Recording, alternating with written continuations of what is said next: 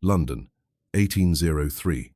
The chandeliers of the Marchioness of Ashford's assembly rooms cast their golden glow upon the cream of London society. Couples whirled across the polished floor in perfect harmony, a kaleidoscope of silk gowns and tailored evening coats. Yet in the shadowed alcove near the terrace doors stood Agnes Ellington, a silent sentinel in her modest lavender gown. At 28, Agnes had long since accepted her role as the forgotten daughter of Viscount Ellington. Not that anyone would guess her connection to the two radiant young women currently commanding attention at the center of the ballroom.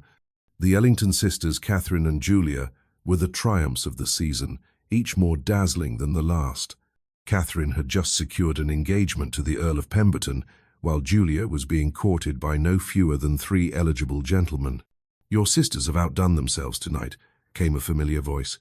Agnes turned to find Lady Hartwick, her father's distant cousin and reluctant confidant, sipping champagne beside her with an expression of shrewd assessment.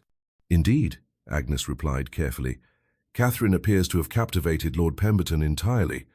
And to think your father was near destitute just 2 seasons ago." Lady Hartwick's eyes narrowed with knowing malice. "One might wonder how he managed such a remarkable recovery, particularly given that you yourself never had a proper season." Agnes's fingers tightened around her fan, the painted silk creaking under the pressure.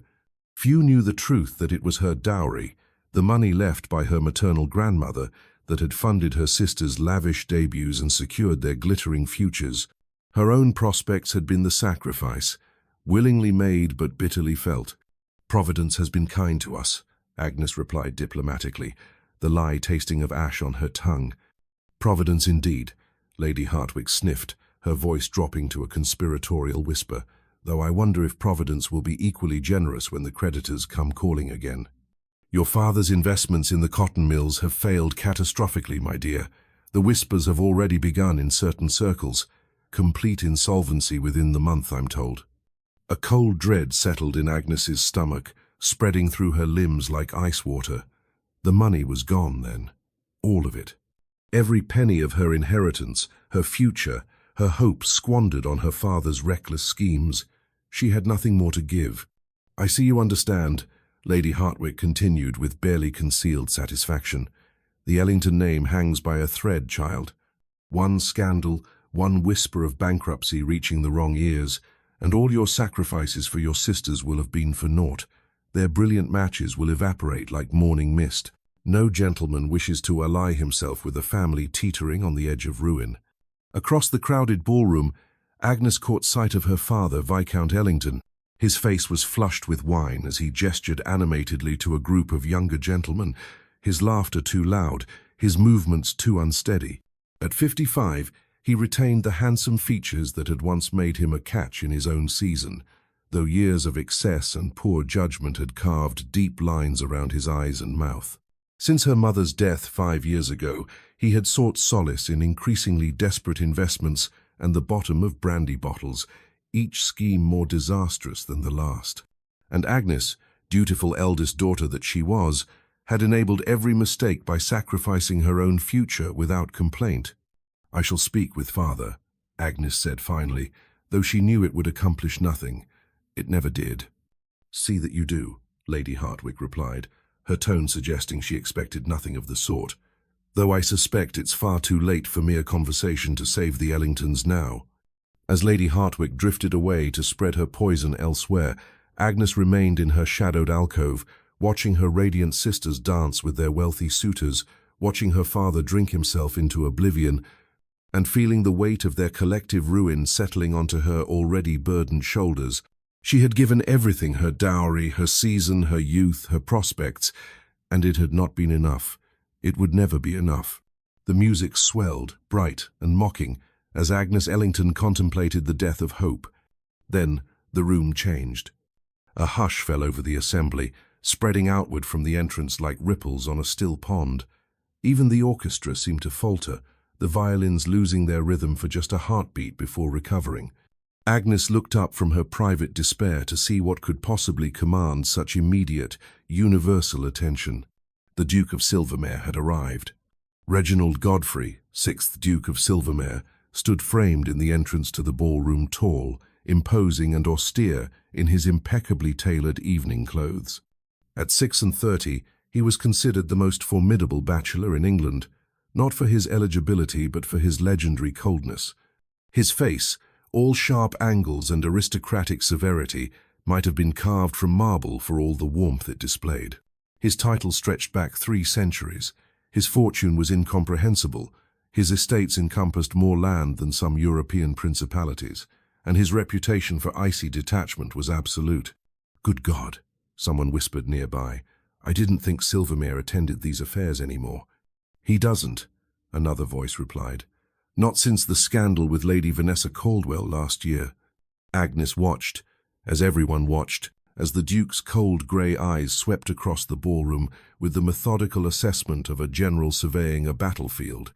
His expression revealed nothing, not pleasure, not disdain, merely the remote observation of someone fundamentally disconnected from the spectacle before him. The crowd began to part instinctively, making way for his progress. Ambitious mothers positioned their daughters hopefully in his path. Eligible young ladies arranged themselves with calculated grace. But the Duke's expression did not change, did not soften, as his gaze passed over them without interest. And then Agnes saw her father. Viscount Ellington, emboldened by wine and desperation, had detached himself from his companions and was making his unsteady way directly toward the Duke. Agnes felt her stomach drop. No, please, not this, not here, not now. Her father's intentions were painfully obvious. He meant to accost the wealthiest man in England, to appeal to him for some form of financial assistance or investment opportunity. It would be a disaster. The Duke of Silvermere did not tolerate such presumption, and her father was too drunk to exercise any discretion whatsoever. Without conscious thought, Agnes abandoned her shadowed alcove and moved swiftly through the crowd, intercepting her father just as he opened his mouth to address the Duke. "Father," she said quietly but firmly, taking his arm with gentle pressure, "I believe Lord Hendricks was looking for you to discuss the hunting party next month." "Agnes?" Her father blinked at her, confused by the interruption. "I was just going to speak with His Grace about—" "Perhaps another time," Agnes continued smoothly, her voice low and urgent. Lord Hendricks seemed most insistent. She began to steer him away, but not before she glanced up and met the Duke's eyes directly for one brief, electric moment.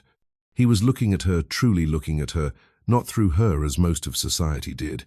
His grey eyes, cold and remote a moment before, had sharpened with something that might have been interest or assessment. Agnes quickly lowered her gaze and guided her father toward a chair in a quieter corner, her heart pounding against her ribs. When she finally dared to look back, the Duke had moved on, accepting greetings from the Marchioness with his characteristic cool courtesy. She thought that would be the end of it. A momentary near disaster averted, nothing more. But then, impossibly, the Duke turned from his hostess and began walking directly toward her shadowed corner, where she stood beside her now drowsy father. The whispers erupted immediately, shock rippling through the assembled company. The Duke of Silvermere did not seek out obscure spinsters in shadowed corners. He did not seek out anyone. Agnes's breath caught in her throat as he stopped before her, his towering presence seeming to fill the small space entirely. "Miss Ellington," he said, his voice a low baritone that somehow carried authority without volume. "Your Grace," Agnes managed, dropping into a curtsy while her mind raced. He knew her name. How did he know her name? "I observed your deft management of your father's enthusiasm just now," the Duke continued, his austere expression unchanged but his eyes sharp with intelligence. "It demonstrated considerable discretion and practical capability, qualities I find myself in need of." Agnes stared at him, utterly at a loss for words. Beside her, her father had roused enough to gape at the Duke with wine-addled confusion. The Duke's gaze never left Agnes's face. "Miss Ellington, I should like to call upon you tomorrow afternoon at 2 o'clock. There is a matter of considerable importance I wish to discuss with you." Around them, the whispers had risen to a dull roar. Across the ballroom, Agnes could see the beautiful Lady Vanessa Caldwell, the woman everyone expected the Duke to eventually marry, despite last year's mysterious falling out, standing frozen with shock and barely concealed fury. Agnes began, but her voice failed her. 2 o'clock, the Duke repeated, not a question but a command. Then, with a curt bow that was more formality than courtesy, he turned and departed the assembly rooms entirely, leaving chaos in his wake. Agnes stood rooted to the spot, her father slumped beside her, the entire assembly staring at her with expressions ranging from curiosity to malice to disbelief. Tomorrow, she sensed with absolute certainty, would change everything. Whether for salvation or destruction, she could not yet say. Agnes Ellington woke the morning after the assembly with a splitting headache and the terrible certainty that she had dreamed the entire encounter with the Duke of Silvermere. Men of his stature did not notice women like her. They certainly did not request formal calls. Yet at 1:30 that afternoon, Eleanor, her lady's maid and confidante, rushed into her bedchamber with wide eyes. "Miss Agnes, a footman from Silvermere House has arrived. His Grace will call at 2 o'clock, precisely as he stated." The blood drained from Agnes's face. It was real then. "Fetch my grey morning dress," she said, her voice steadier than she felt, "the one with the modest neckline." "But miss, that's so plain." "That is precisely the point, Eleanor. Whatever the Duke wants from me, it is not my beauty or fashion." By 10 minutes to 2, Agnes waited in the drawing-room, her hands folded in her lap to disguise their trembling. Her father had been banished to his study with strict instructions not to emerge under any circumstances. Catherine and Julia had been sent to their aunt's house, their curious questions deflected with vague answers. At precisely 2 o'clock, the butler announced, "His Grace, the Duke of Silvermere." Reginald Godfrey entered the modest drawing-room, and Agnes was struck anew by his imposing presence. In the intimate space, he seemed even taller, more austere. His dark coat was immaculately tailored, his cravat tied with mathematical precision, and his face, that severe, aristocratic face, revealed nothing of his thoughts. "Your Grace." Agnes rose and curtsied deeply. "Miss Ellington." He bowed with exact courtesy, then waited for her to sit before taking the chair opposite. His grey eyes swept the room, cataloguing its genteel shabbiness, the worn upholstery, the faded curtains, the absence of recent fashionable acquisitions. The silence stretched between them, heavy with unspoken purpose. "I shall speak plainly," the Duke said finally, his voice clipped and businesslike. "I have made inquiries about you, Miss Ellington, about your family's circumstances, your character, and your capabilities." Agnes felt heat rise to her cheeks. "I see. Your father's debts total approximately £15,000. His creditors will move against him within a fortnight unless those debts are satisfied. Your sister's advantageous matches hang in the balance. The Pembrokes and the Ashfords will withdraw their offers the moment insolvency becomes public knowledge." Each word struck like a physical blow. Agnes had suspected their situation was dire, but hearing the specifics laid out with such cold precision made it devastatingly real. "You are well informed, Your Grace," she managed. "I make it my business to be well informed, Miss Ellington, particularly when considering a significant investment." His eyes, those cold grey eyes, fixed on her with unsettling intensity. "Which brings me to my purpose. I find myself in need of a wife." Agnes's breath caught. Surely he could not mean, "Not for the usual reasons," the Duke continued, as though discussing a business transaction.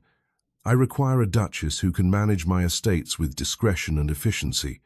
Someone practical rather than ornamental.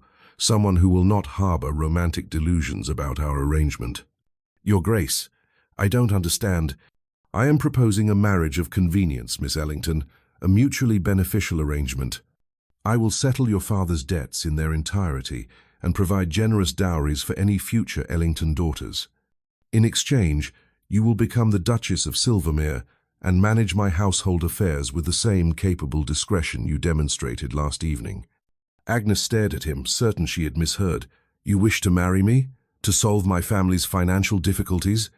"I wish to acquire a competent duchess," he corrected. "Your family's difficulties present an opportunity for us both. You need money. I need efficient estate management and an end to society's matchmaking schemes. It is a practical solution." "But surely there are dozens of suitable ladies who could—" "I do not want a suitable lady," the Duke interrupted, his tone hardening.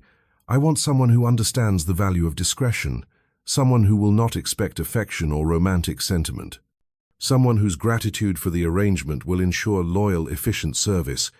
The words stung, though Agnes could not say why. He was offering salvation for her father, her sisters, her family name. What did it matter if the offer came wrapped in cold pragmatism rather than warm regard?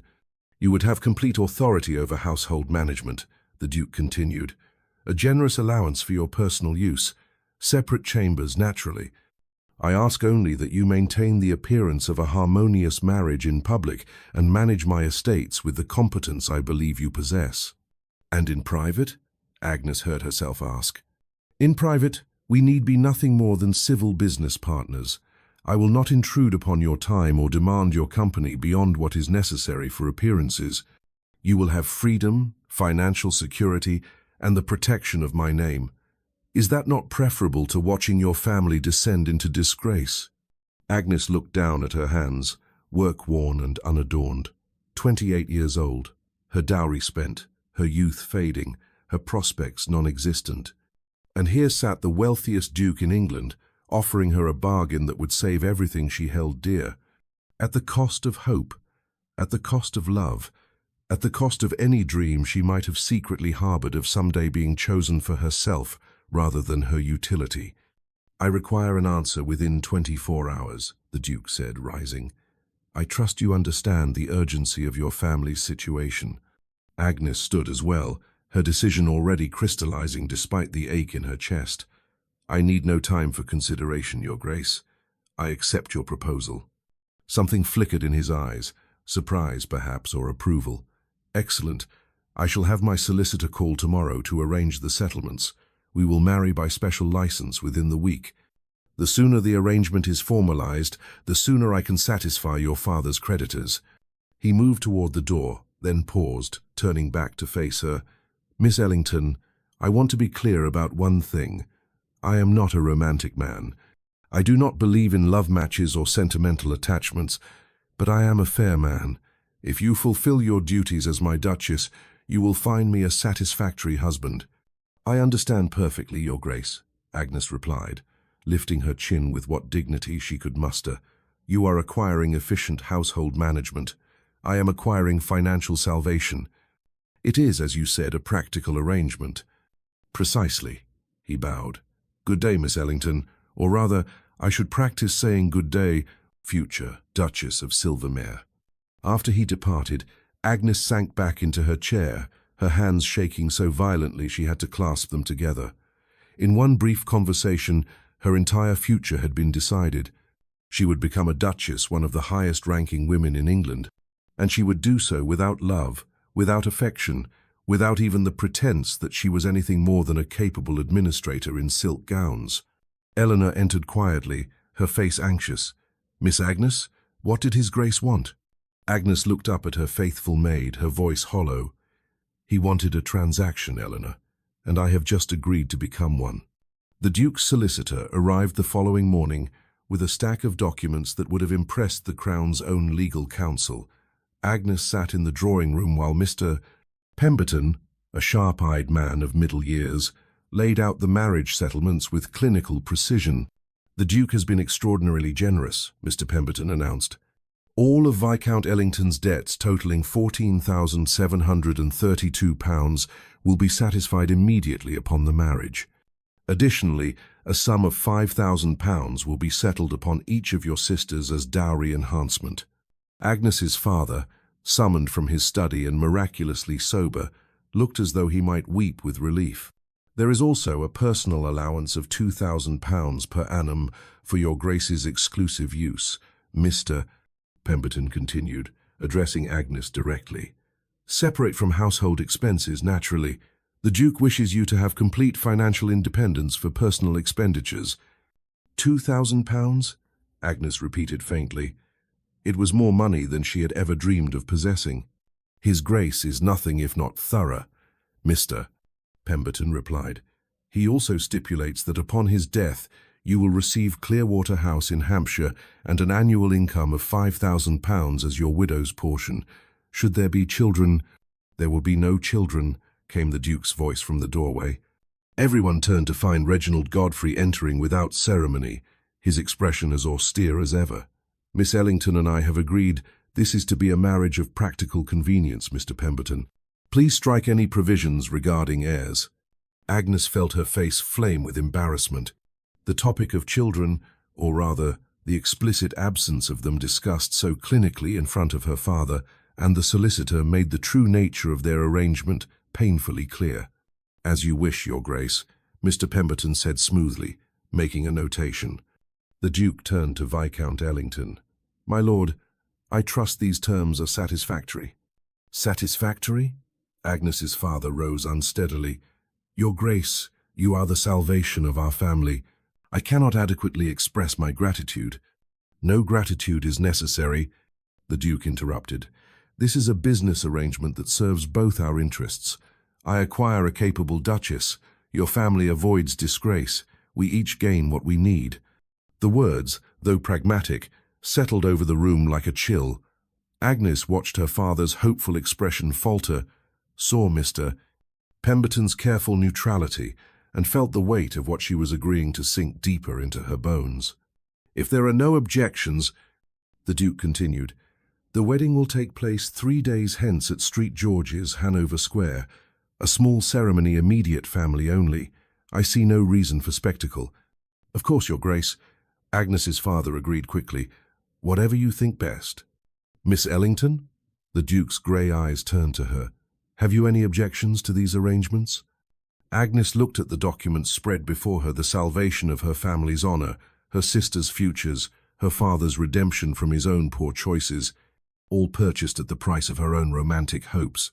"No objections, Your Grace," she said quietly. "The arrangements are satisfactory." Something flickered across his face, too quick to identify. "Excellent. Then I shall leave you to review the documents with Mr. Pemberton. Good day." He departed as abruptly as he had arrived, leaving Agnes feeling as though she had just agreed to become an employee rather than a wife. 3 days later, Agnes stood in the vestry of St. George's wearing a simple gown of ivory silk that had been her mother's.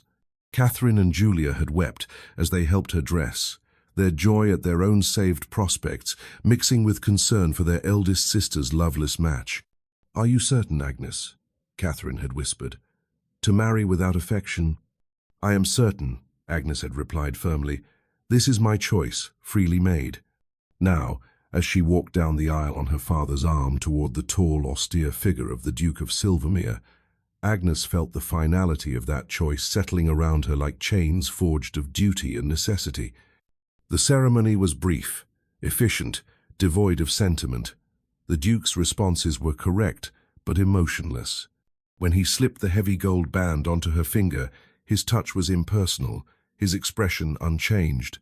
"I now pronounce you man and wife," the vicar intoned. The Duke turned to her, his face revealing nothing. For a moment, Agnes thought he might kiss her a brief, formal acknowledgement of their new status. Instead, he merely inclined his head in a gesture that was more business partner than husband. "Your Grace," he said, the title settling over her like an ill-fitting gown.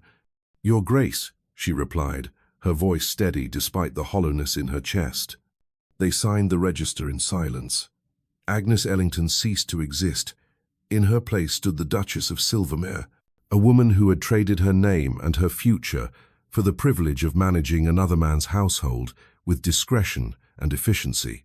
As they emerged into the grey London afternoon, the Duke handed her into his crested carriage with impeccable courtesy.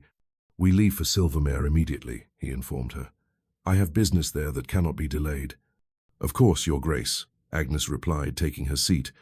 He sat opposite her, not beside her, maintaining proper distance, even in the privacy of his own carriage. As they rolled through London's streets toward his country estate and her new life, Agnes stared out the window and wondered if she had just made the greatest sacrifice of her life or the greatest mistake. The Duke pulled out a stack of correspondence and began reading, apparently content to ignore his new wife entirely. And Agnes Ellington, now Agnes Godfrey, Duchess of Silvermere, folded her hands in her lap and accepted that this cold civility would be the nature of her marriage. She had chosen salvation over love. Now she would learn to live with that choice. The journey to Silvermere took the better part of 2 days, during which the Duke maintained his pattern of polite distance. He read correspondence, made notes in a leather-bound ledger, and spoke to Agnes only when absolutely necessary to ask if she required refreshment at posting inns, or if the pace of travel caused her discomfort. Each courteous inquiry, delivered in that same emotionless tone, reminded Agnes of what their marriage was, a transaction, nothing more. On the second evening, as they stopped at a respectable inn, the Duke's secretary, a thin, efficient man named Mr. Clark, approached Agnes in the private parlour. "Your Grace, His Grace has instructed me to review the household accounts with you. He wishes you to familiarize yourself with Silvermere's operations before your arrival." Agnes spent the evening poring over ledgers that revealed the staggering scope of her new responsibilities. Silvermere employed over 200 servants across the main house and its associated properties. The annual household budget exceeded what her father's entire estate had been worth. "His Grace expects weekly reports," Mr. Clark explained. "He reviews all expenditures personally and will expect you to justify any unusual expenses." "I understand," Agnes replied, though her head spun with the magnitude of what she had undertaken. Later, alone in her chamber, Agnes sat before the small mirror and studied her reflection. The same unremarkable face looked back at her brown hair, hazel eyes, features neither beautiful nor plain. But now, a duchess's coronet would rest upon that ordinary head. A soft knock interrupted her thoughts. "Come," she called. Eleanor entered, her face troubled. "Miss Agnes, forgive me, Your Grace, I must speak plainly." "Please do, Eleanor. You've been with me too long to stand on ceremony now." The maid wrung her hands. "Your Grace, I've been listening to the Silvermere servants.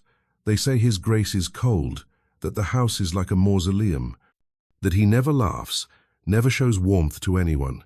They say his first engagement ended because the lady couldn't bear his emotional distance." Agnes's chest tightened. "I am aware of His Grace's temperament, Eleanor. But Your Grace, to live your whole life with a man who cannot love you—" "Cannot or will not?" Agnes interrupted quietly. "There is a difference, Eleanor, and regardless, I made my choice. My father is free of debt. My sisters are secure in their matches. That is worth any personal sacrifice." "Is it?" Eleanor asked softly. "Begging your pardon, Your Grace, but is any amount of money worth a lifetime of loneliness?" After Eleanor departed, Agnes lay awake in the unfamiliar bed, wrestling with that question. Through the thin wall, she could hear the Duke moving about in the adjacent chamber, the one concession to marital proximity in their arrangement. She thought of her sisters, safely married to men who at least pretended affection. She thought of her father, sleeping peacefully without the spectre of ruin haunting him. She thought of the Ellington name, preserved from scandal. And she thought of herself, 28 years old, now a duchess, married to a man who saw her as merely an efficient administrator in silk gowns. The weight of that reality pressed down on her chest until she could barely breathe. She had sacrificed her dowry for her sisters' seasons. Now she had sacrificed any hope of love for their futures. What remained for Agnes Ellington, for the Duchess of Silvermere, but duty and efficient household management? The tears came then, silent and bitter, soaking into the expensive linen pillowcase. Tomorrow she would arrive at Silvermere and begin her new life. Tomorrow she would become the capable, discreet duchess the Duke required. But tonight, in the darkness of this anonymous inn, Agnes allowed herself to grieve for the life she would never have, for the husband who would never love her, for the children they would never create, for the warmth and affection she had just traded away for financial salvation. She had made her choice. Now she would live with it, no matter the cost. Silvermere appeared through the morning mist like something from a fairy tale, a vast Palladian mansion of honey-colored stone, surrounded by manicured grounds that stretched toward distant hills. Agnes pressed her face to the carriage window, overwhelmed by the sheer magnificence of what was now her home. "Impressive, is it not?" the Duke observed, the first unprompted comment he had made in hours. "It's beautiful, Your Grace," Agnes replied honestly. "It is also in need of significant organizational improvements," he said, his tone shifting back to business. "The previous Duchess, my mother, died when I was 12. Since then, the household has been managed by a succession of housekeepers, none entirely satisfactory. I trust you will remedy the deficiencies. Any romantic notion Agnes might have harbored about their arrival evaporated. This was a job assignment, nothing more. The carriage stopped before the grand entrance where the entire household staff had assembled an intimidating sea of livery and starched aprons. The Duke descended first, then handed Agnes down with impersonal courtesy. Mrs. Blackwood, the housekeeper, curtsied deeply. "Welcome to Silvermere, Your Grace." "Thank you, Mrs. Blackwood. I look forward to working with you," Agnes replied, mustering what warmth she could despite her nervousness. The Duke gestured toward the entrance. "Mrs. Blackwood will show you to your chambers and provide a tour of the house. I have estate business requiring my attention. We will dine at 8 o'clock. Please dress appropriately." He strode away before Agnes could respond, leaving her standing alone before a household of strangers who were now her responsibility. Mrs. Blackwood, a handsome woman of perhaps 50, smiled with genuine warmth. "This way, Your Grace. I hope you'll find your apartments comfortable." The Duchess's chambers were magnificent, a suite of rooms decorated in soft greens and golds, with windows overlooking the rose gardens. A connecting door led to the Duke's apartments, currently closed. "That door remains locked unless His Grace requires access," Mrs. Blackwood said delicately. "His Grace values his privacy." "I see," Agnes replied, the message painfully clear. Separate chambers, separate lives. Over the following days, Agnes threw herself into learning Silvermere's operations. She rose early, toured every room, reviewed every account, and met with every department head. The household, she discovered, was well run but lacking coordination. The previous housekeepers had each imposed their own systems, resulting in inefficiency and confusion. Agnes began implementing changes, consolidating inventories, streamlining purchasing, reorganizing staff schedules. The servants, initially wary of yet another new mistress, gradually warmed to her practical approach and genuine courtesy. The Duke observed these changes with silent approval, occasionally making comments like "well managed" or "an improvement" before returning to his own pursuits. They dined together each evening, conversations limited to household matters and estate business. He never asked about her day beyond its relation to Silvermere's operations. He never inquired about her comfort or happiness. He was unfailingly polite and completely distant, until the library. On her 5th evening at Silvermere, Agnes discovered the vast library, 3 stories of books reaching to an ornately painted ceiling. She was examining a rare edition of Shakespeare when the Duke entered. "I apologize, Your Grace," Agnes said quickly. "Mrs. Blackwood said I might—" "You needn't apologize," he interrupted. "The library is yours to use as you wish." He paused, noticing the volume in her hands. "You read Shakespeare?" "When I can. My education was limited, but my mother loved literature." Something shifted in his expression, not quite warmth, but perhaps interest. "What do you think of that edition?" "The annotations are fascinating," Agnes replied carefully, "though I confess some of the scholarly debate is beyond my understanding." To her astonishment, the Duke crossed to the shelves and withdrew another volume. "This might clarify some of the textual questions. It's a more recent analysis." He handed her the book, their fingers brushing briefly. Agnes looked up to find him watching her with an intensity that made her breath catch. "Thank you, Your Grace," she managed. "Reginald," he said abruptly, "when we are private, you may call me Reginald." It was the first truly personal thing he had said to her since their wedding. "Then you must call me Agnes, when we are private." A ghost of a smile touched his severe mouth. "Agnes, it suits you better than Your Grace." After that evening, a subtle shift occurred. The Duke Reginald began joining Agnes in the library after dinner. They discussed books, debated ideas, shared opinions on everything from philosophy to poetry. He was, Agnes discovered, extraordinarily well-read and possessed of a sharp, analytical mind that challenged her own thinking. These library evenings became the brightest moments of Agnes's days. In those quiet hours surrounded by books, Reginald's coldness thawed slightly. He occasionally smiled at her observations. Once he even laughed at a dry comment she made about a pompous literary critic. "You have wit, Agnes," he observed. "I appreciate that quality." "I'm glad something about me meets your approval," Agnes replied before she could stop herself. His expression shuttered slightly. You misunderstand. Many things about you meet my approval. Your management of the household has been exemplary. Your intelligence is evident. Your discretion is exactly what I required. Yes, Agnes said quietly. Exactly what you required. How fortunate for us both. The coolness had returned, but Agnes caught something in his eyes before he looked away, regret, perhaps, or longing, as though he wanted to say more but couldn't permit himself the vulnerability. That night, lying alone in her vast duchess's bed, Agnes allowed herself a small measure of hope. They might never have a love match, but perhaps, just perhaps, they could build something like companionship. It was more than she had dared hope for when she accepted his practical arrangement. The Dowager Duchess of Silvermere arrived without warning on a crisp autumn morning, her carriage thundering up the drive with an imperious disregard for conventional notice. "Her Grace is here," Mrs. Blackwood announced, her normally composed face showing alarm. "The Dowager Duchess." Agnes set down her household ledgers, her stomach knotting with anxiety. The Duke had mentioned his mother only once, noting that she resided at the Dower House some 20 miles distant and preferred her independence. The woman who swept into the drawing room was formidable, tall, silver-haired, with the same sharp grey eyes as her son and an expression of aristocratic assessment that made Agnes want to curtsy despite already being seated.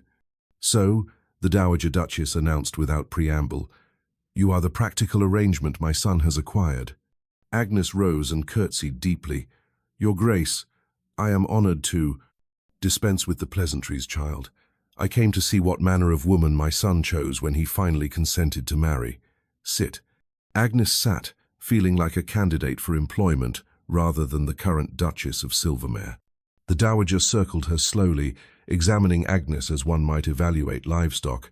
"Not beautiful, not particularly accomplished by the look of you, no significant family connections.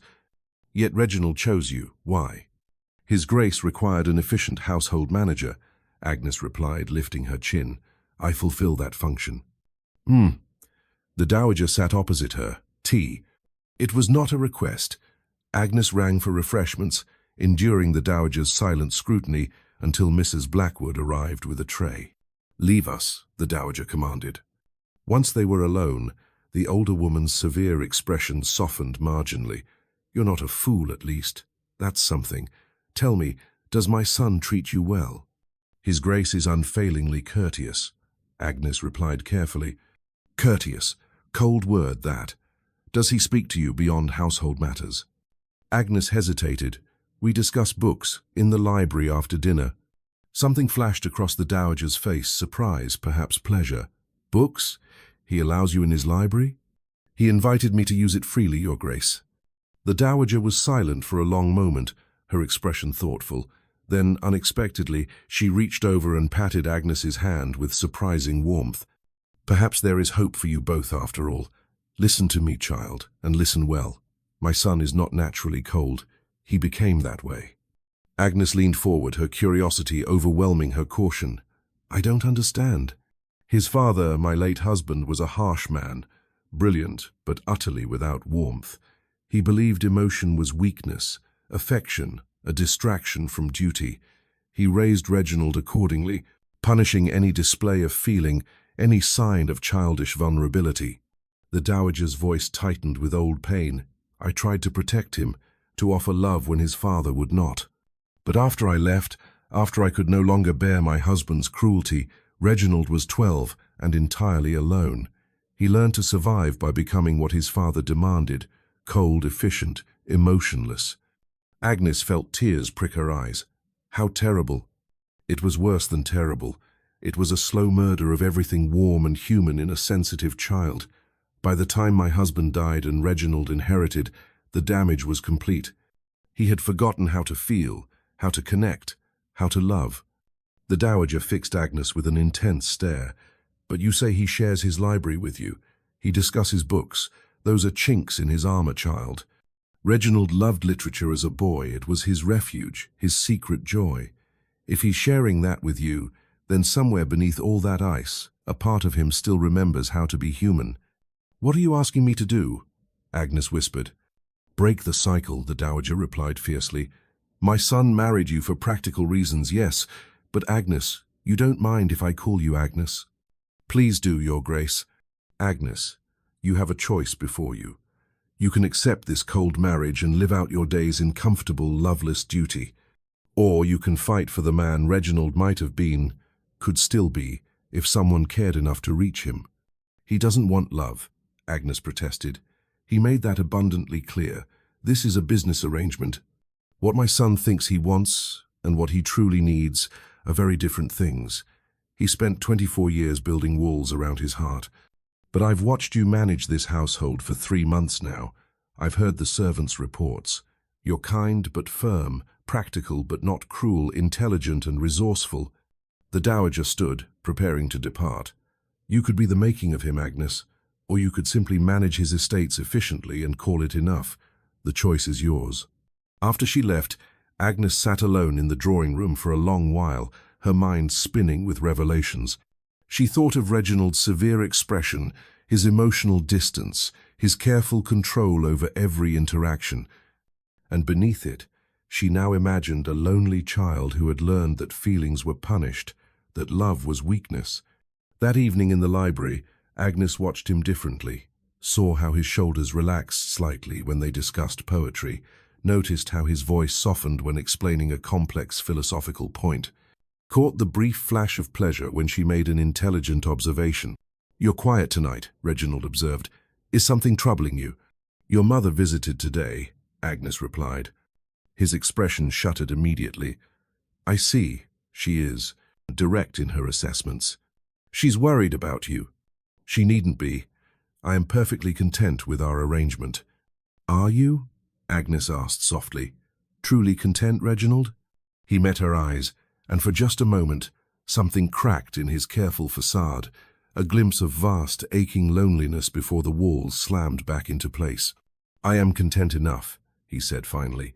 More than that seems inadvisable to expect.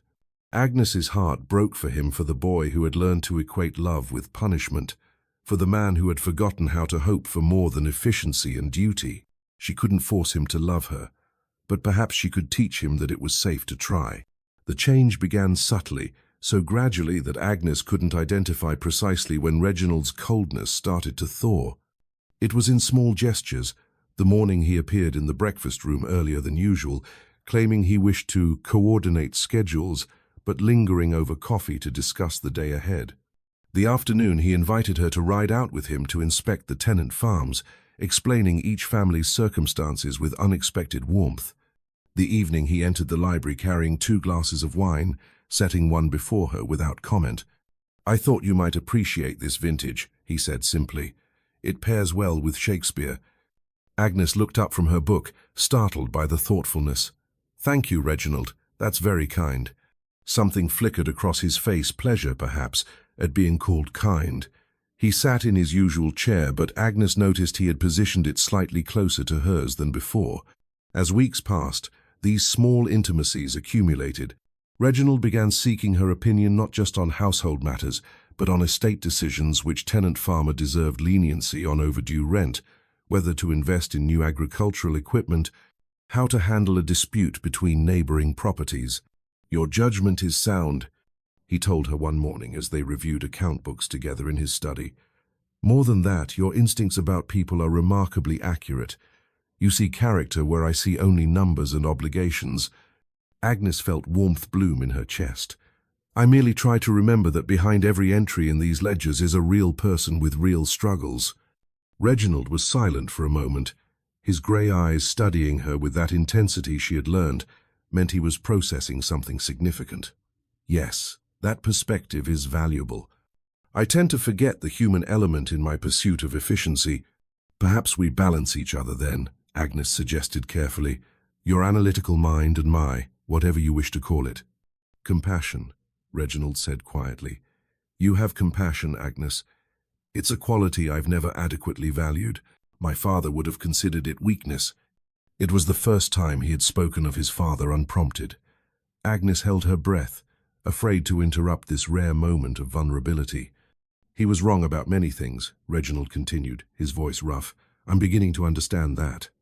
Their eyes met, and Agnes saw something in his expression that made her heart quicken, not the cold calculation she had grown accustomed to, but something warmer, more uncertain, almost yearning.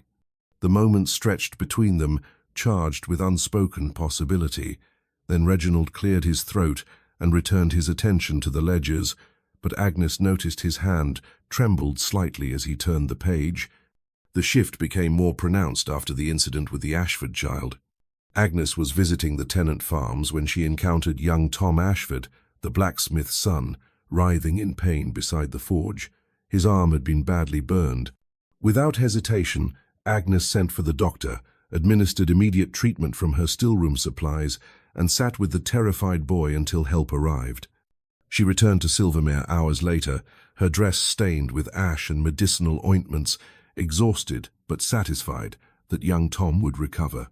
She found Reginald pacing the entrance hall, his face pale. "Where have you been?" he demanded, his voice sharp with something that sounded remarkably like fear. "Mrs. Blackwood said there was an accident at the forge, and you'd been gone for hours." "I'm fine, Reginald. The boy needed—" "The boy has parents to tend him," Reginald interrupted, gripping her shoulders. "You could have been hurt.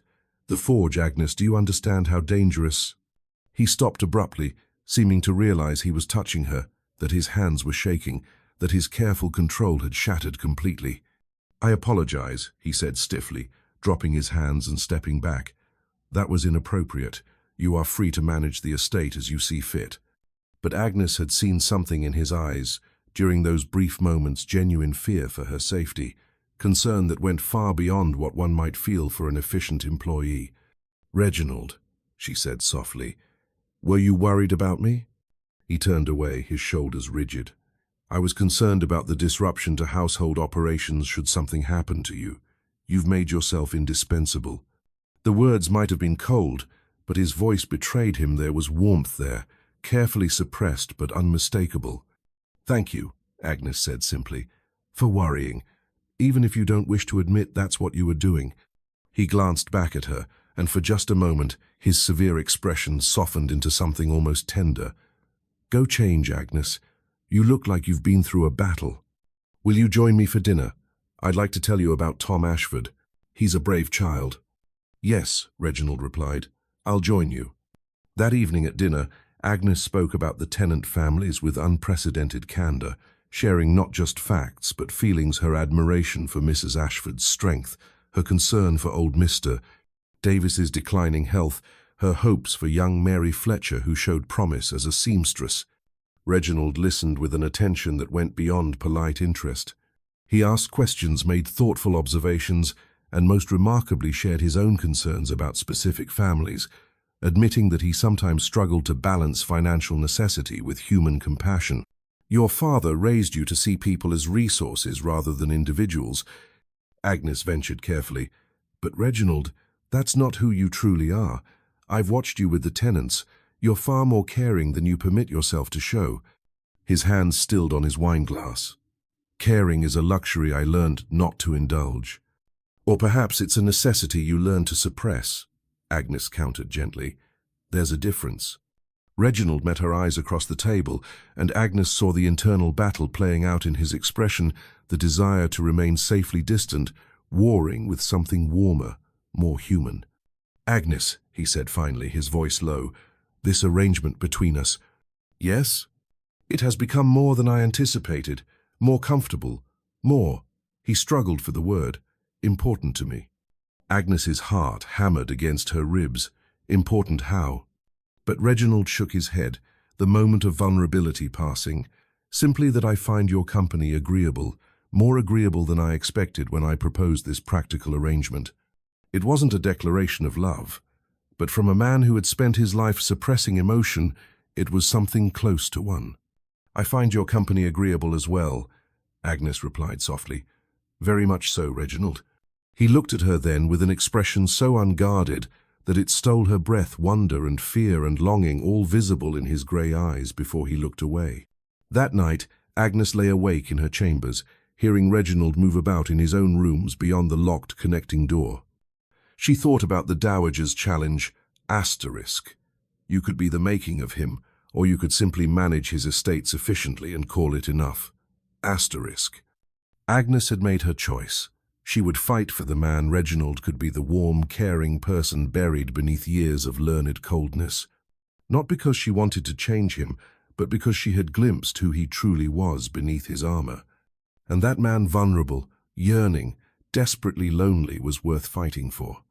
Lady Vanessa Caldwell arrived at Silvermere on a grey November morning. Her travelling coach, as ostentatious as her stated reason for visiting, was transparent.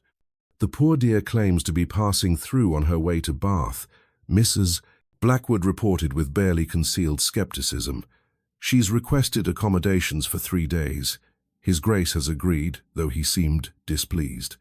Agnes found Reginald in his study, his expression darker than she had seen in months.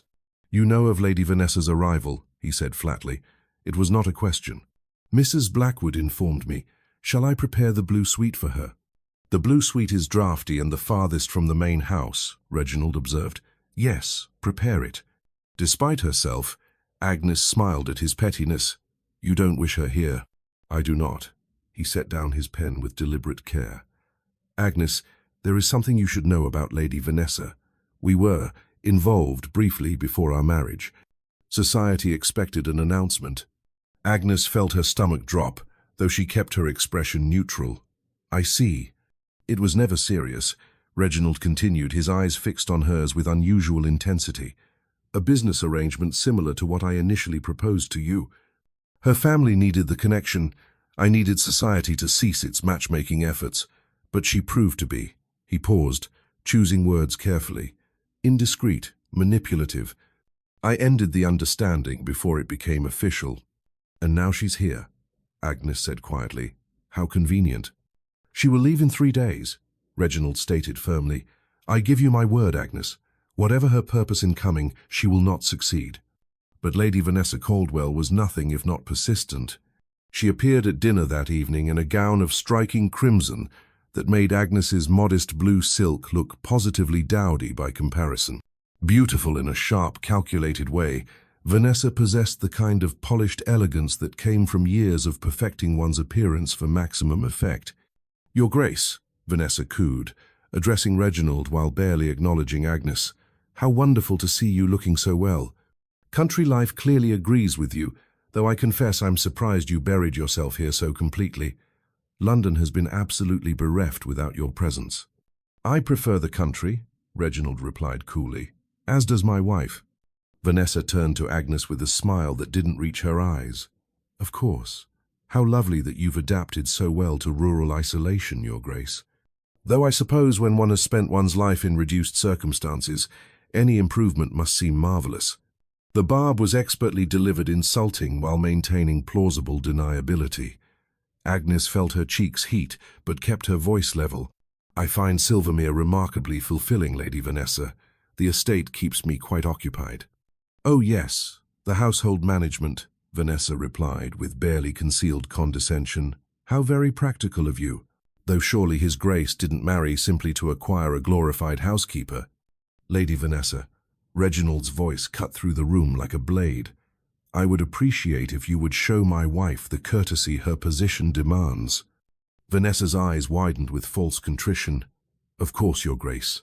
I meant no offense. I simply worry that you've isolated yourself here with only," she gestured vaguely at Agnes, "limited company."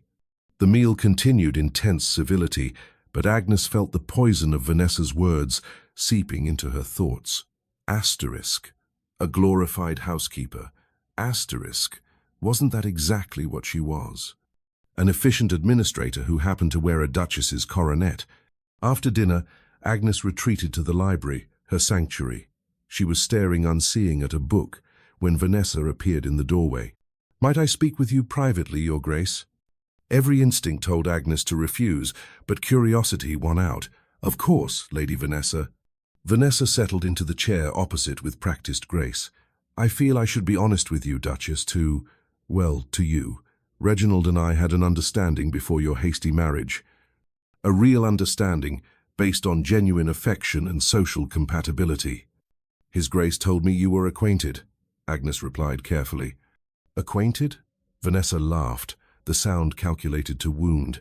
My dear, we were practically betrothed. The announcement was being prepared when suddenly he married you instead. A woman with no fortune, no connections, no beauty to recommend her. It shocked everyone. Agnes felt each word like a physical blow, not because they were untrue, but because they articulated her own deepest insecurities. "Why are you telling me this?" Agnes asked quietly. "Because I care for Reginald, and I hate to see him trapped in a marriage of mere convenience when he could have had so much more. He chose you to avoid scandal, to acquire household management, to fulfill duty, but eventually he'll come to resent that choice. He'll remember what he gave up: passion, social standing, a wife who could actually complement his position." Vanessa leaned forward, her voice dripping with false sympathy. "I see how you look at him, Your Grace. You're developing feelings for him, aren't you? How unfortunate. Because Reginald is incapable of love. He told me so himself repeatedly. The best you can hope for is that he remains dutifully polite while secretly regretting his practical choice." Agnes's throat tightened, but she refused to let Vanessa see her distress. "Thank you for your concern, Lady Vanessa. If you'll excuse me. Just remember," Vanessa said as Agnes moved toward the door, "when you're lying alone in your separate chambers, wondering why your husband can't love you, he could have loved me. He chose duty over passion, and you're the living embodiment of that choice." Agnes fled to her rooms, Vanessa's words echoing in her mind. She paced before the fireplace, fighting tears until she heard the connecting door unlock. Reginald stood in the doorway, still dressed for dinner, his face tight with anger. "What did she say to you?" "It doesn't matter," Agnes replied, turning away. "Agnes." He crossed the room and gently turned her to face him. "What did Vanessa say?" The kindness in his voice broke her composure. "That you chose duty over passion, that you're incapable of love, that eventually you'll resent your practical choice and—" Her voice cracked. "And she's right, isn't she? I am nothing more than a glorified housekeeper, an efficient administrator who happened to solve a problem for you." "No." Reginald's hands tightened on her shoulders. "Agnes, no, listen to me." He cupped her face, forcing her to meet his eyes. "I did marry you for practical reasons, I won't lie about that. But Agnes, over these past months you have become so much more than I ever anticipated. You are not merely my household manager. You are my companion, my intellectual equal, my—" He struggled for words, then said simply, "My happiness." "Your happiness?" Agnes whispered. "I wake each morning anticipating our breakfast conversations. I arrange my schedule to coincide with yours. I find excuses to seek your company, because when you're not present, Silvermere feels empty." His voice dropped, becoming raw with emotion. "I thought I had forgotten how to feel, Agnes. I thought my father had successfully carved out everything warm and human from my soul. But you've awakened something in me I thought dead, and it terrifies me." Agnes stared at him, scarcely daring to believe what she was hearing. "Vanessa is wrong about many things," Reginald continued, "but she's right that I told her I was incapable of love. I believed it then. But Agnes," his grey eyes were bright with unshed tears, "I don't believe it anymore, because what I feel for you is either love or something so close to it that the distinction is meaningless." He kissed her then, a kiss unlike any Agnes had ever imagined, tender and desperate, and full of years of suppressed emotion finally breaking free. When they parted, both were trembling. "Vanessa leaves tomorrow," Reginald said firmly, "and tonight, if you're willing, I would very much like to stay here with you. Not out of duty or practical arrangement, but because I cannot bear to be apart from you any longer." Agnes answered by pulling him close, and the connecting door that had symbolized their emotional separation was left open for the first time since their wedding. In the morning, Lady Vanessa Caldwell departed Silvermere, her carefully laid plans in ruins. And Agnes woke for the first time in her husband's arms, finally believing that their practical arrangement had transformed into something far more precious. 3 months after Vanessa's departure, Reginald stood in Agnes's dressing room doorway, watching as Eleanor arranged the final touches of her elaborate evening toilette. "Are you certain you wish to do this?" he asked quietly. "We need not return to London if you'd prefer to remain at Silvermere." Agnes met his eyes in the mirror, seeing the protective concern there. Their marriage had transformed completely since that night he had first stayed in her chambers. They were partners now in every sense, intellectual, emotional, physical, but she knew what awaited them in London: whispers, speculation, and Vanessa's poisonous rumours. "I'm certain," Agnes replied firmly. "We cannot hide here forever, Reginald. Society will interpret our absence as shame or scandal." "Let them interpret it however they wish," he said, crossing the room to stand behind her. His hands rested on her shoulders. "Their opinions mean nothing to me, but they matter to the Silvermere name, to our position, and—" Agnes paused, meeting his eyes in the reflection. "To the life I hope we might build together. If we're to have children someday, I won't have them burdened with whispers about their parents' marriage." Reginald's expression softened. They had spoken of children recently, tentatively, hopefully, acknowledging that their arrangement had evolved far beyond its original cold parameters. "Very well," he said. "But Agnes, understand this. I will not tolerate anyone treating you with disrespect. Not Vanessa, not society matrons, not anyone. You are my wife, my duchess, and the woman I love. Anyone who fails to recognize your worth will answer to me." The fierce protectiveness in his voice made Agnes's heart swell. "I can defend myself, you know." "I know," he replied, pressing a kiss to the top of her head. "You're remarkably capable, but that doesn't mean you should have to." They arrived at Lord Pemberton's ball, the first major event of the London season, to a reception of shocked whispers and barely concealed stares. The Duke of Silvermere, who had avoided society for nearly a year, had returned with his controversial duchess in tow. Agnes held her head high as they entered, her hand resting on Reginald's arm. She wore a gown of deep emerald silk that Eleanor had insisted brought out the gold flecks in her eyes, and the Silvermere emeralds glittered at her throat, a public statement of her position. "Your Grace, how delightful to see you," Lady Pemberton gushed, her eyes sharp with curiosity. "And the Duke, we had quite despaired of your return to society." "My wife and I prefer the country," Reginald replied coolly, "but we felt it time to dispel certain misconceptions." Across the ballroom, Agnes spotted Vanessa Caldwell, surrounded by a coterie of admirers, her beautiful face arranged in an expression of sympathetic concern that Agnes had learned to recognize as calculated malice. "She's been busy," Reginald murmured, following her gaze. "Spreading tales of our loveless arrangement, no doubt. My mother reports she's told half of London that I married you out of pity and keep you buried in the country out of embarrassment." Agnes felt her jaw tighten. How charitable of her. "Indeed," Reginald's voice hardened, "but I believe it's time we corrected the narrative. Will you trust me?" Before Agnes could respond, Vanessa glided toward them with predatory grace. "Your Graces," she said, her voice carrying clearly, "how wonderful to see you both. Though I confess surprise, I understood you preferred the isolation of Silvermere to London's amusements." "We prefer each other's company," Reginald replied evenly. "The location is secondary." Vanessa's smile didn't waver, but her eyes flashed with anger. "How sweet, though one does wonder if the Duchess finds sufficient stimulation in the country. I know how limited the society is in rural Derbyshire. The Duchess finds abundant stimulation in intellectual pursuits, estate management, and her husband's company," Reginald said, his tone sharpening. "Unlike some, she does not require constant social validation to feel valued." The surrounding conversations faltered as people turned to watch the confrontation. Vanessa's mask slipped slightly. "I only meant that a woman of limited background might struggle to adapt to the demands of your position. Surely you must sometimes regret not choosing someone more suited." "Lady Vanessa," Reginald interrupted, his voice cutting through the ballroom like a blade, "I will say this once, clearly, so that you and everyone present understands. I have never regretted my marriage, not for a single moment." He turned to Agnes, taking her hand and raising it to his lips in a gesture of such tender reverence that Agnes felt tears prick her eyes. "My wife is the most remarkable woman I have ever known," Reginald continued, his voice softening but remaining audible to the rapt audience.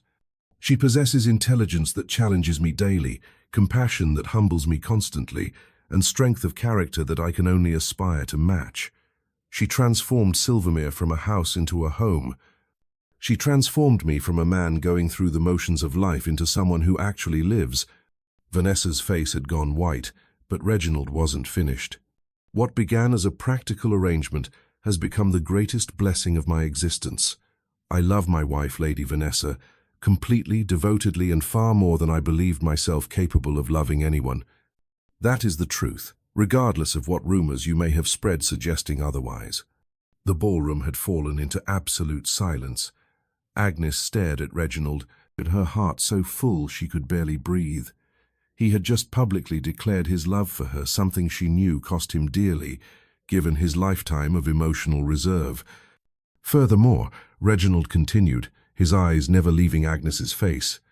Anyone who questions my wife's suitability for her position, who treats her with anything less than the respect due to the Duchess of Silvermere, will find themselves no longer welcome in my homes or at my table. Is that sufficiently clear?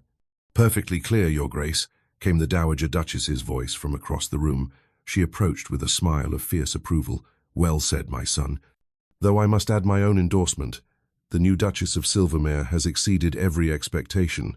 She has proven herself a woman of exceptional capability and character. Anyone who fails to recognize that is simply revealing their own poor judgment. One by one, other influential figures began to murmur agreement. Lady Pemberton declared herself utterly delighted with the match. Lord Hartwell, Reginald's old friend, congratulated them both warmly. Even the formidable Duchess of Devonshire crossed the room to offer Agnes her approval. Vanessa stood frozen, her carefully constructed campaign crumbling around her. Finally, with a strangled excuse, she fled the ballroom, her humiliation complete. Reginald turned to Agnes, his grey eyes bright with emotion. I hope that was acceptable. I know you prefer subtlety, but I felt directness was required. Agnes laughed through her tears. It was perfect. Though you've just scandalized half of London by declaring genuine affection for your wife.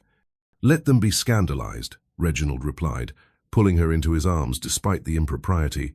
I've spent my entire life living according to others' expectations. I'm done with that, Agnes. From now on, I live for you, for us, for the life we're building together.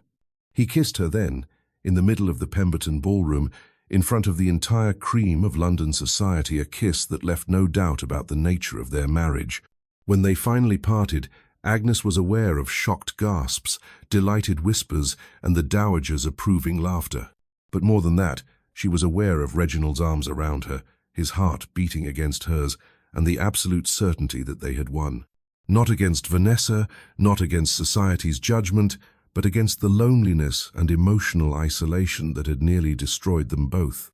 They had found love where none was expected, and they had fought for it together. The Duchess of Devonshire's ball, 1 month later, was the event of the season. Agnes descended from the Silvermere carriage with Reginald's hand supporting hers, feeling the weight of society's eyes upon them, but this time the scrutiny felt different, curious rather than hostile, approving rather than contemptuous. Their public declaration at the Pemberton ball had transformed their narrative.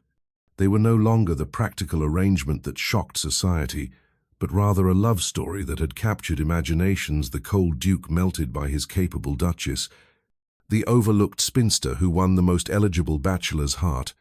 Agnes found she didn't entirely mind being a romantic figure, even if the reality was far more complex than society understood.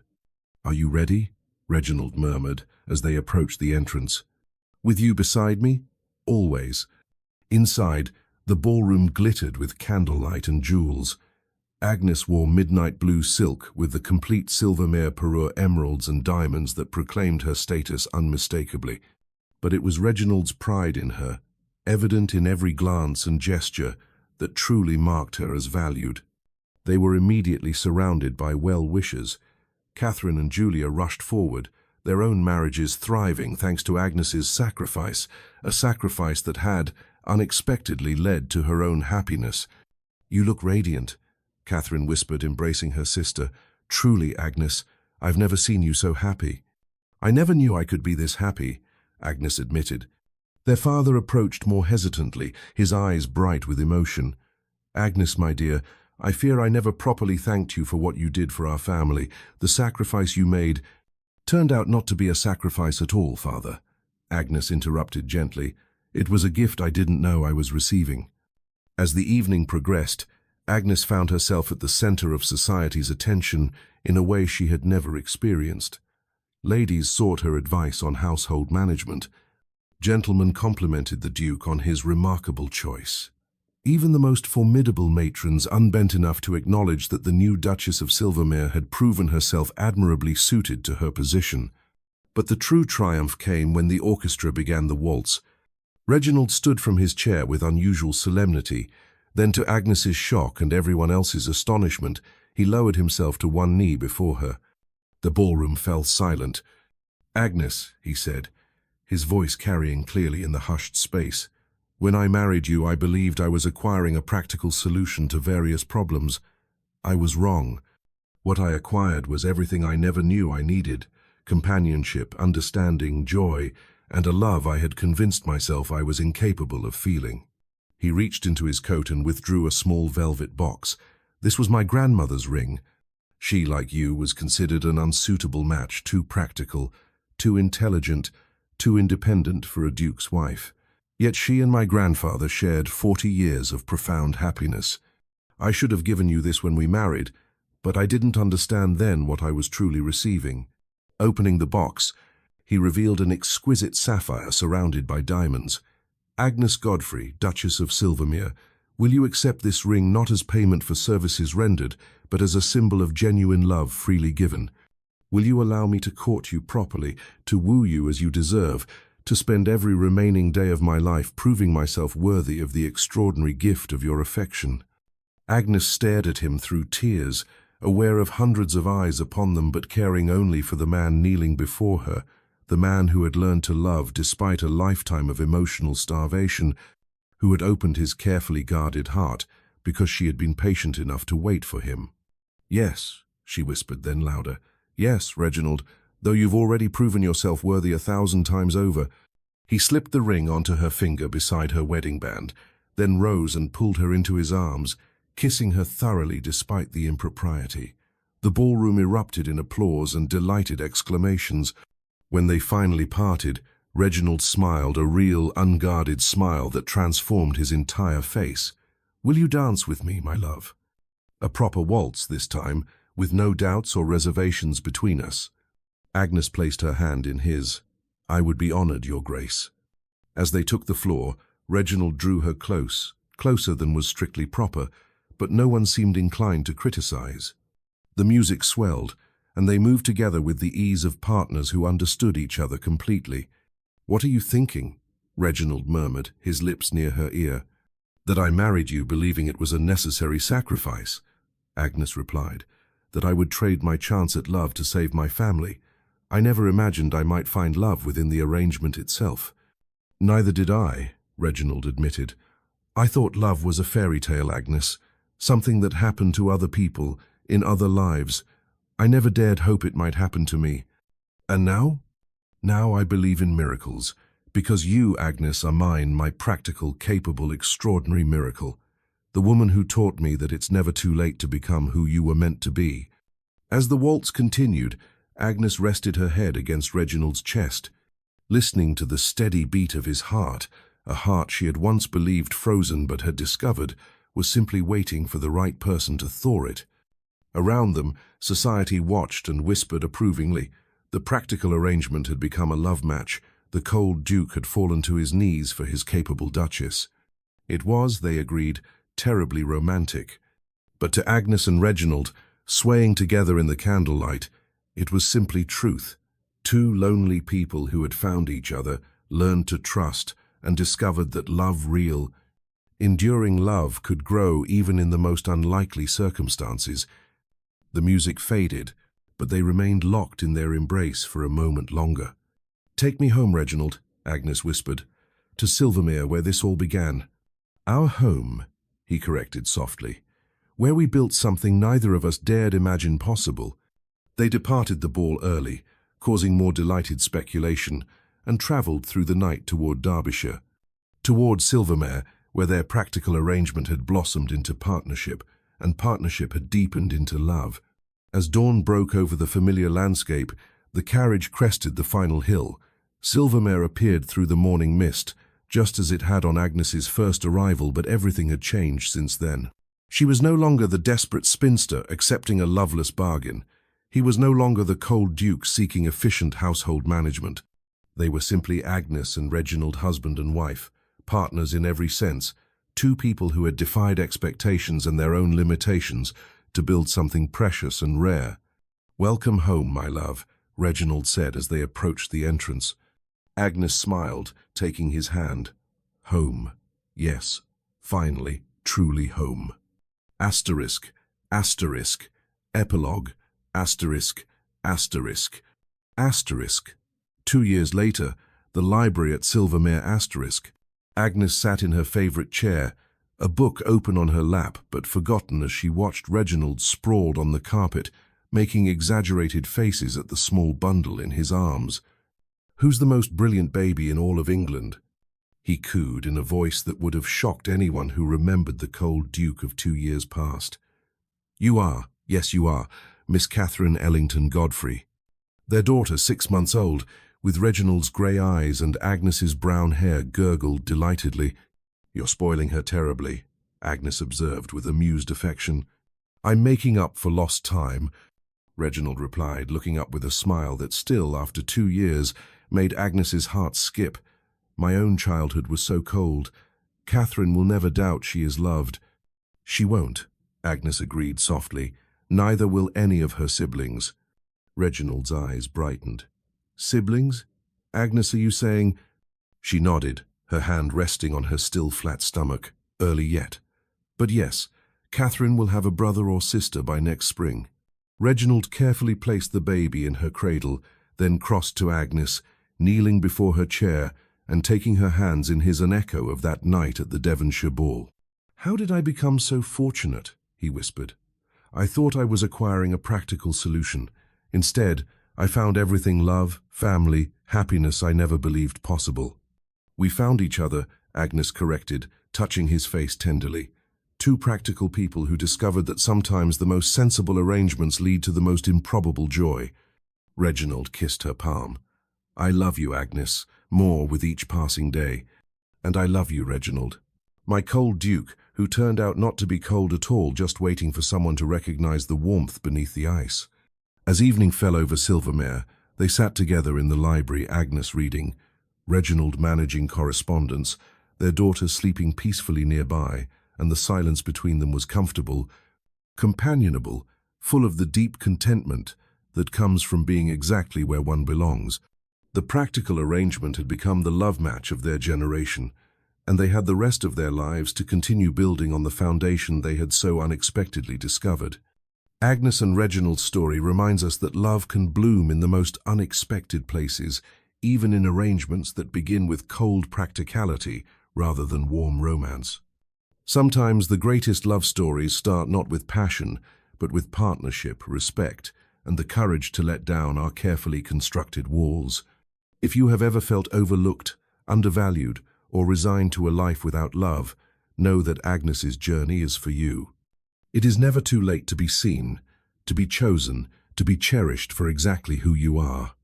And if you have ever built walls around your heart to protect yourself from pain, know that Reginald's transformation is possible. Love can reach even the coldest places if we are brave enough to let it in. If this story touched your heart, if you believe in love that heals, transforms, and arrives when we least expect it, then you belong here. Subscribe to join readers who still believe in second chances, unexpected romance, and the power of love to rewrite our stories. More tales of hope, healing, and happily ever after await you. Because everyone deserves a love story, including you. Subscribe now. Your next favorite love story is waiting.